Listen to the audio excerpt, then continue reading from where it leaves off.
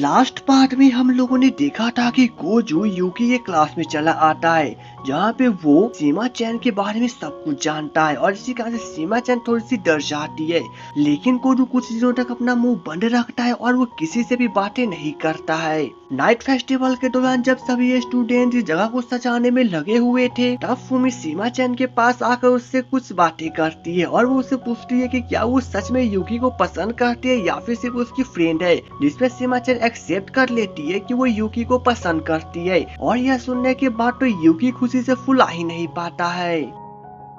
लेकिन यूकी के इसी गलती के कारण वहाँ की सभी सजावट अचानक से गिर पड़ती है, जिसे देखने के बाद तो यूकी और सीमा चैन वहाँ से भागने में ही भलाई समझते हैं और वे लोग वहाँ से भागकर एक लाइब्रेरी में जाके छुप जाते हैं। अब यहाँ पर दोनों तो अकेले थे और इसलिए यूकी अचानक से सीमा चैन को पीछे से पकड़ लेता है। एक्चुअली वो तो उसे बहुत ज्यादा पसंद करती है और यूकी भी बहुत खुश है क्योंकि वो सीमा चैन को पसंद करता है।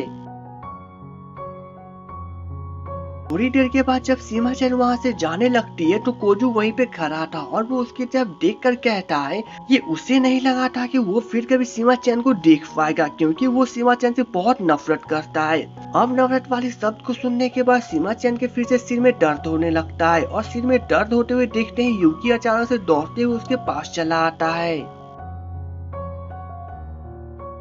नेक्स्ट मॉर्निंग जब यूकी पोस्टर बांट रहा था तो वो देखता है कि सभी गर्ल्स तो कोजू के पास जाकर उसे पोस्टर ले रही थी, क्योंकि कोजू बहुत ज्यादा ही हैंडसम था और यह देखकर सच में यूकी बहुत जेलस फील करता है।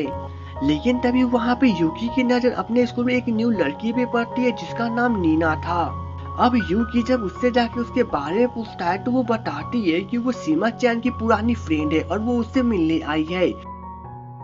अब थोड़ी देर के बाद नीना के कहने पर यूकी सीमा चैन को नीना के पास लेके आता है, जहाँ पे कोजू भी पहले से था। सीमा चैन के आने पर नीना अचानक से उससे माफी मांगने लगती है, जिसे देखकर तो सीमा चैन को कुछ समझ नहीं आता है। लेकिन नीना उसे बताती है कि उसे पता है कि सीमा चैन को भूलने की बीमारी है और ये बीमारी नीना की गलती के कारण हुई है। यह सुनने के बाद यूकी को भी कुछ समझ नहीं आता है, लेकिन नीना आगे बताती है कि 2 साल पहले जब सीमा चैन हाई स्कूल में पढ़ती थी तब वहाँ पे उसकी बेस्ट फ्रेंड नीना ही थी और स्टडी के दौरान सीमा चैन कोजू को पसंद किया करती थी, लेकिन नीना भी कोजू को पसंद किया करती थी। जब कोजू और सीमा चैन एक दूसरे को 1 महीने डेटिंग कर चुके थे तो यह देख के नीना को बहुत जेलस फील हो रहा था और इसलिए एक दिन वो प्लान बनाकर सीमा चैन के पास गई थी और वो उससे बताती है कि कोजू का अफेयर किसी और के साथ चल रहा था और वो उसे काफी बढ़ा चढ़ा के बातें कहती है। इसी के कारण नेक्स्ट डे से सभी स्कूल के स्टूडेंट सीमा चैन के ऊपर हंसने लगते हैं, बट कोजू के इसके बारे में कुछ भी नहीं पता था।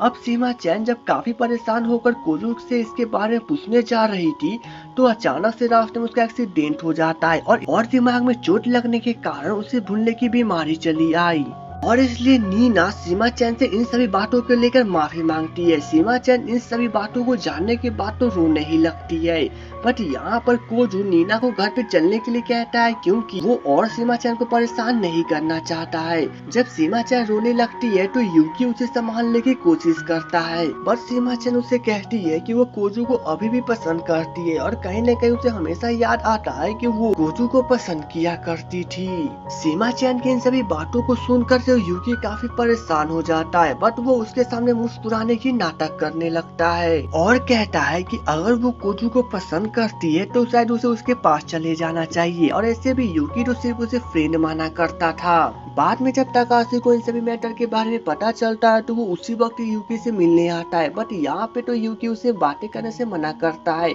और इस प्रकार से प्रिटेंड आता है जैसे कि उसे इन सभी मैटर से कोई फर्क नहीं पड़ता है और वो कभी भी सीमा चैन को पसंद नहीं किया करता था। लेकिन तकाशी के काफी पूछने पर यूकी आखिरकार उसे बता देता है कि वो सीमा चैन को सिर्फ पसंद किया करता था, लेकिन सीमा चैन तो कोजू को पसंद करती है और यही ठीक रहेगा कि सीमा चैन कोजू के पास चली जाए और आज के बाद वो कभी भी सीमा चैन से डायरी एक्सचेंज नहीं करेगा और धीरे धीरे सीमा चैन यूकी को भूल जाएगी। यूकी के इन सभी बातों के सुनने के बाद तो तकाशी भी उसे कुछ नहीं कहता है क्योंकि ये यूकी का पर्सनल लाइफ था।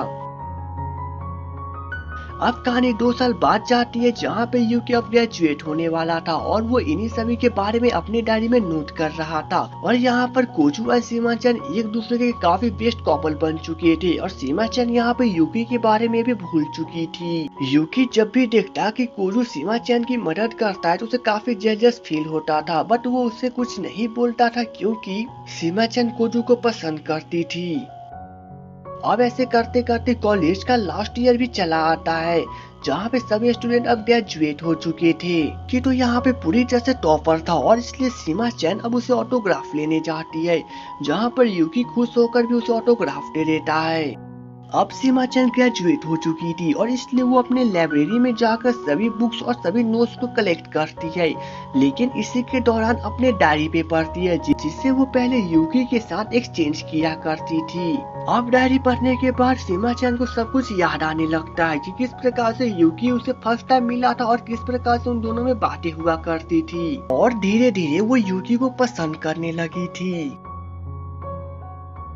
अब सभी बातें याद आ जाने के बाद तो सीमा-चन दौड़ती हुई यूकी के पास जाती है